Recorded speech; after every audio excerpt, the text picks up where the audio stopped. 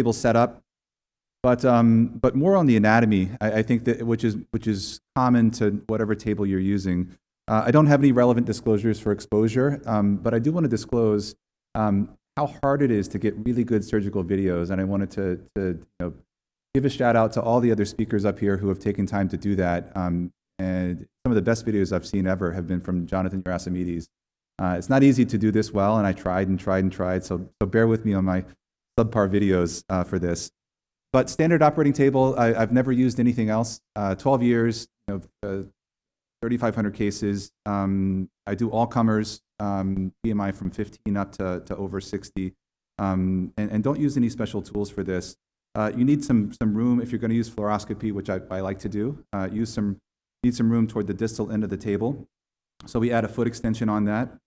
This is the same table I use for my total knees, so there's no table turnover during when we're switching between cases. If you want to use hyperextension of the hip, which I use a little bit, 20 or 30 degrees, you want to position the hip at the break of the table so that the anesthesiologist can lower that foot down a little bit. You don't need a lot.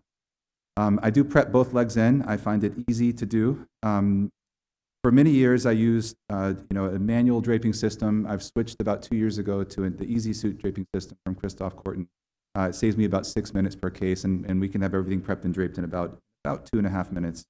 Not quite as quick as Christoph can, but we include everything from the ASIS down to the mid-thigh in the field. And I do like to feel the malleoli. I like to know where I'm starting, and I like to know where I end up. It's a relative measure for me. It's not an absolute measure for me. One of several data points that is nice to have and comfortable for me.